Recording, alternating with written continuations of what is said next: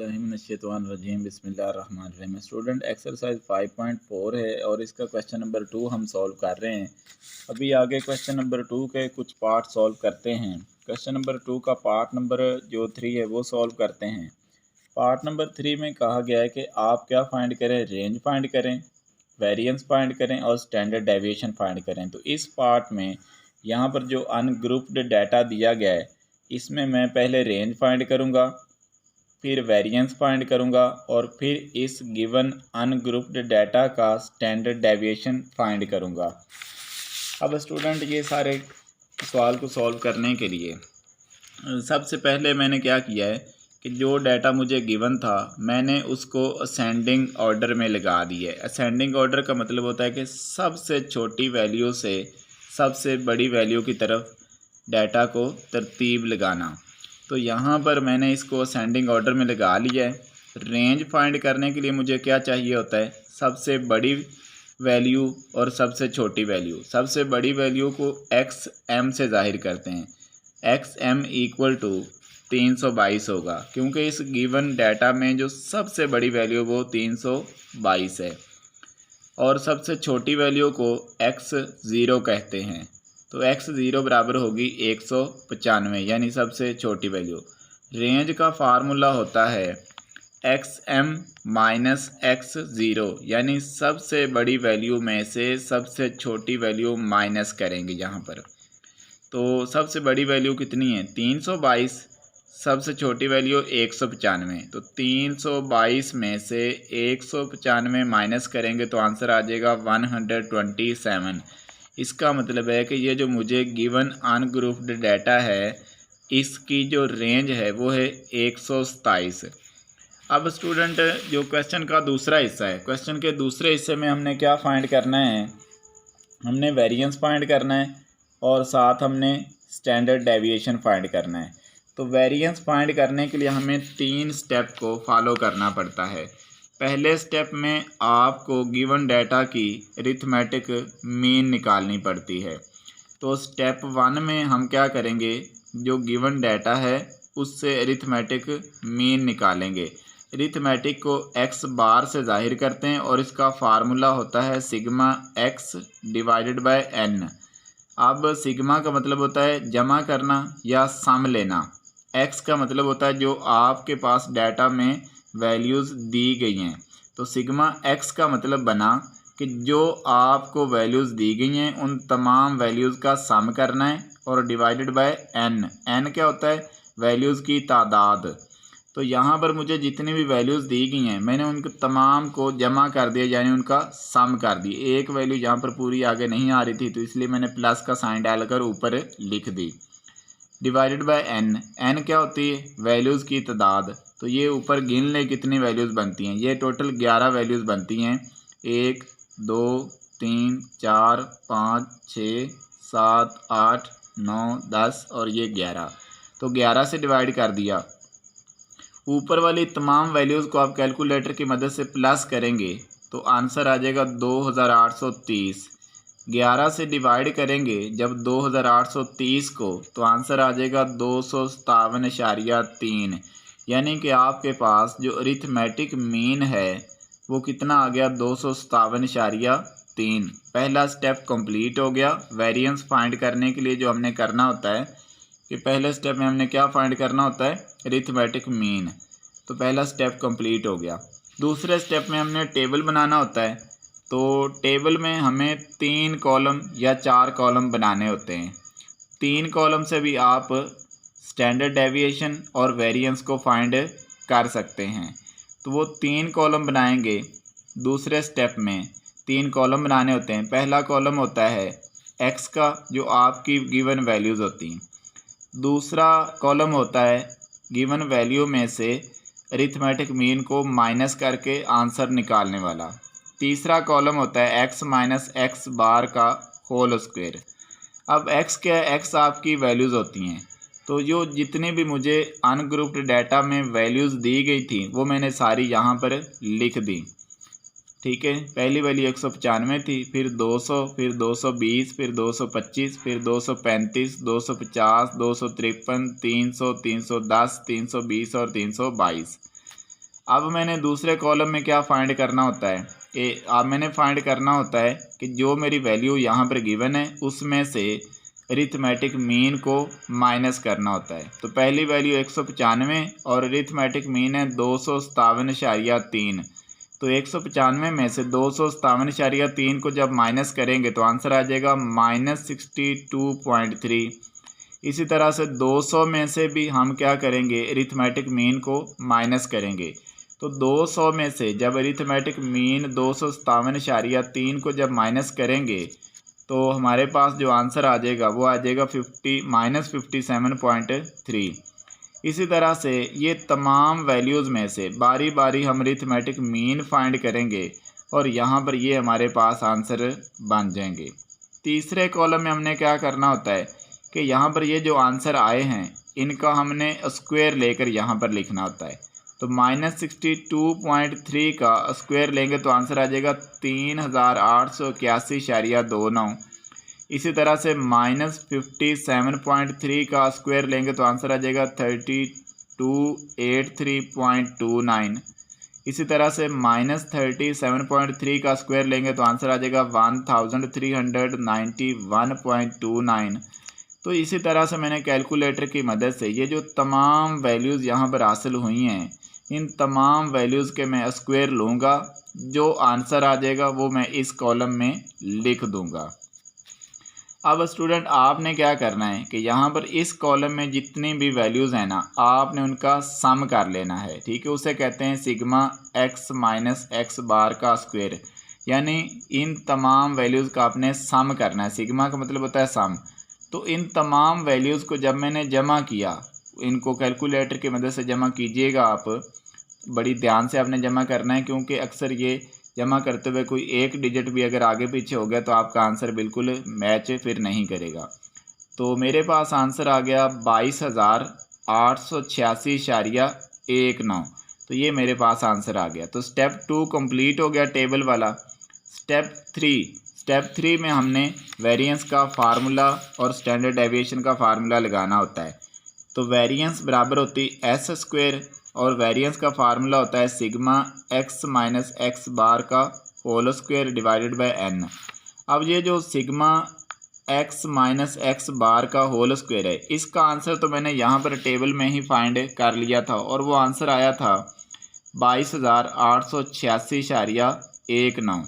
वो यहाँ पर पुट कर दूंगा। n का मतलब होता है आपकी वैल्यूज़ की तादाद। तो मैंने अपनी वैल्यूज़ गिनी थी, मेरी वैल्यूज़ कितनी थी 11। तो इसलिए 22,886.19 को मैं 11 से डिवाइड कर दूंगा तो ये आंसर आ जाएगा 2080.56। ये क्या आ गया, वेरिएंस। अब स्टैंडर्ड डेविएशन कैसे फाइंड करते हैं, ये स्टेप 4 है। स्टैंडर्ड डेविएशन बराबर होता है वेरिएंस का स्क्वायर रूट। तो वेरिएंस कितना है 2080.56।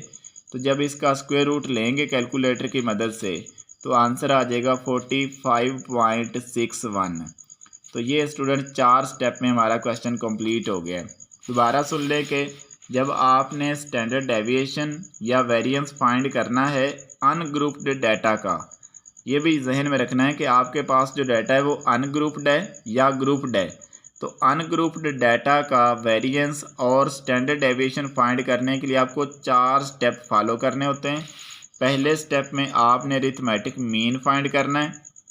दूसरे स्टेप में आपने टेबल बनाना है और टेबल में 3 कॉलम बनाएंगे। पहला कॉलम x वाला होगा, दूसरा column x minus arithmetic mean वाला, तीसरा column x minus arithmetic mean का ये आंसर आएगा इसके स्क्वायर वाला, दूसरा स्टेप टेबल वाला, तीसरा स्टेप वेरिएंस के फार्मूले वाला, चौथा स्टेप स्टैंडर्ड डेविएशन के फार्मूले वाला। तो इस तरह से स्टूडेंट आप स्टैंडर्ड डेविएशन वेरिएंस फाइंड कर सकते हैं। चलते हैं स्टूडेंट नेक्स्ट पार्ट नंबर 4 की तरफ।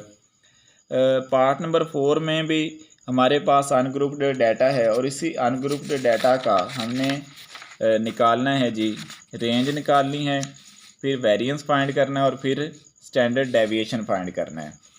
तो मेरे पास जितनी भी वैल्यूज़ थी मैंने तमाम वैल्यूज़ को असेंडिंग ऑर्डर में पहले लगा लिया और रेंज फाइंड करने के लिए मैंने सबसे बड़ी वैल्यू नोट कर ली। तो सबसे बड़ी वैल्यू है 15.25 और सबसे छोटी वैल्यू नोट की, वो आ रही 5.75। रेंज बराबर होती XM माइनस X0, यानी कि सबसे बड़ी वैल्यू माइनस सबसे छोटी वैल्यू। तो सबसे बड़ी 15.25 माइनस X0 यानी सबसे छोटी, तो वो है 5.75। तो 15.25 में से 5.75 माइनस किया तो आंसर आ गया 9.5। तो ये मेरे अनग्रुप्ड डाटा की रेंज है। अब स्टूडेंट वेरिएंस या स्टैंडर्ड डेविएशन को फाइंड करने के लिए 4 स्टेप को फॉलो करेंगे। वही 4 स्टेप जो पिछले क्वेश्चन में हम फॉलो करते आ रहे हैं। पहला स्टेप क्या होगा, अरिथमेटिक मीन फाइंड करेंगे। तो अरिथमेटिक मीन जो होता है उसको x बार से जाहिर करते हैं और अरिथमेटिक मीन का जो फार्मूला होता है वो होता है x0 या x बार बराबर sigma x divided by n। Sigma x का मतलब होता है कि जितने भी आपके पास यहाँ पर वैल्यूज़ हैं उन तमाम वैल्यूज़ का आपने सम करना है। n का मतलब होता है इन वैल्यूज़ की तादाद की, ये टोटल वैल्यूज़ हैं कितनी, तो आपने इनको गिन लेना है। तो सिग्मा x करते हैं, ऊपर मैंने सिग्मा x मतलब तमाम वैल्यूज़ को प्लस कर दिया, n का मतलब है इन वैल्यूज़ की तादाद, तो ये टोटल कोई 10 वैल्यूज़ हैं। ठीक है, ऊपर तमाम वैल्यूज़ को प्लस किया तो आंसर आ गया 97.4। 10 से डिवाइड किया तो आंसर आ गया 9.74। तो पहला स्टेप कंप्लीट हो गया, मैंने अरिथमेटिक मीन फाइंड कर लिया जो कि आया है 9.74। अब स्टूडेंट स्टेप नंबर 2 में हम टेबल बनाएंगे। तो टेबल में हमने 3 कॉलम बनाने होते हैं, 4 भी बनवाते हैं। जैसे मैंने जब पार्ट 1 और 2 सॉल्व करवाया था तो मैंने 4 कॉलम बनवाए थे। स्टूडेंट अगर 4 कॉलम बनाएं तो आप स्टैंडर्ड डेविएशन या वेरिएंस को 2 तरीक़ों से फाइंड कर सकते हैं। ठीक है, अगर 3 कॉलम बनाएंगे तो फिर आप एक ही तरीके से स्टैंडर्ड डेविएशन और वेरिएंस को फाइंड कर सकते हैं। अब यहाँ पर मैंने 3 कॉलम ही बनवाए हैं। पहला कॉलम x का होगा। x क्या होता है, आपको जो वैल्यूज़ गिवन है तो वो मैंने यहाँ पर सारी वैल्यूज़ लिख दी हैं। यहाँ पर मैंने जिस तरतीब के साथ बुक में गिवन थी उसी तरतीब के साथ ही लिखी हैं। पहली वैल्यू 12.5 है, दूसरी 15.25 है, तीसरी 7.5 है, चौथी 9.25 है, पाँचवीं 5.75 है, छठी 10.5 है और 7वीं 8वीं और 9वीं 10वीं ये मैंने यहाँ पर सारी लिख दी हैं। अब दूसरे कॉलम में x माइनस x बार यानी कि जो वैल्यूज़ है उसमें से अरिथमेटिक मीन को माइनस करना है। तो पहली वैल्यू क्या है, 12.5 है, माइनस अरिथमेटिक मीन कितना है, 9.74। तो जब 12.5 में से 9.74 माइनस किया तो आंसर आ गया 2.76। इसी तरह से हम स्टूडेंट हर एक वैल्यू में से अरिथमेटिक मीन को माइनस करेंगे और यहाँ पर आंसर हासिल करते जाएंगे। अब तीसरे कॉलम में हमने क्या करना होता है कि यहाँ पर जो आंसर आए हैं इस x में से इस x बार यानी अरिथमेटिक मीन को माइनस करने से यहाँ पर जो आंसर आए हैं इन तमाम आंसर के स्क्वायर लेकर आंसर यहाँ पर लिखने हैं। जैसे 2.76 का स्क्वायर लिया तो आंसर आ गया 7.62। 5.51 का स्क्वायर लिया तो आंसर आ गया 30.36। इसी तरह से इन तमाम वैल्यूज़ के स्क्वायर लेते जाना है और यहाँ पर आपने लिखते जाना है। एट द एंड आपने इस कॉलम में जितने भी स्क्वायर लेने से आंसर आए हैं उन तमाम आंसर का सम कर लेना है, यानी कि x माइनस x बार का जो स्क्वायर है उसका सिग्मा कर देना है, उसका सम कर देना है। तो इन तमाम वैल्यूज़ को जब कैलकुलेटर की मदद से मैंने प्लस किया तो आंसर आ गया 63.22। तो दूसरा स्टेप भी कंप्लीट हो गया। पहले स्टेप में क्या किया, अरिथमेटिक मीन फाइंड किया। दूसरे स्टेप में टेबल कंप्लीट किया। तीसरे स्टेप में वेरिएंस फाइंड करेंगे। तो वेरिएंस का को एस स्क्वायर से जाहिर करते हैं या रिप्रेजेंट करते हैं। तो वेरिएंस बराबर होता है sigma x minus X bar का whole square divided by n। अब ये जो x माइनस एक्स बार के होल स्क्वायर का सिग्मा है इसकी वैल्यू तो मैंने यहाँ पर पहले ही फाइंड कर ली जो कि आई है 63.22। तो ये मैं इसकी जगह पर ये लगा दूंगा। n होती है आपके पास कितनी टोटल वैल्यूज़ हैं, तो वैल्यूज़ मेरे पास 10 हैं। तो 63.22 को जब 10 से डिवाइड करेंगे तो आंसर आ जाएगा 6.322, यानी कि ये वेरिएंस आ गई। चौथे स्टेप में स्टैंडर्ड डेविएशन फाइंड करते हैं। तो स्टैंडर्ड डेविएशन बराबर होती है स्क्वायर रूट ऑफ वेरिएंस। तो वेरिएंस कितना है 6.322, इसका स्क्वायर रूट लेंगे तो 6.322 का जब स्क्वायर रूट लेंगे तो आंसर आ जाएगा 2.51। ये है स्टैंडर्ड डेविएशन। तो स्टूडेंट वेरिएंस और स्टैंडर्ड डेविएशन तक आप 4 स्टेप फॉलो करते हैं। पहले स्टेप में आप क्या करते हैं, आप अरिथमेटिक मीन फाइंड करते हैं। दूसरे स्टेप में टेबल बनाते हैं। तीसरे स्टेप में वेरिएंस फाइंड करते हैं। चौथे स्टेप में वेरिएंस की मदद से स्टैंडर्ड डेविएशन फाइंड करते हैं। तो ये स्टूडेंट स्टैंडर्ड डेविएशन वाले सारे क्वेश्चन कंप्लीट हो गए। आई होप कि आपको समझ आ गए होंगे। तब तक के लिए अल्लाह हाफिज़।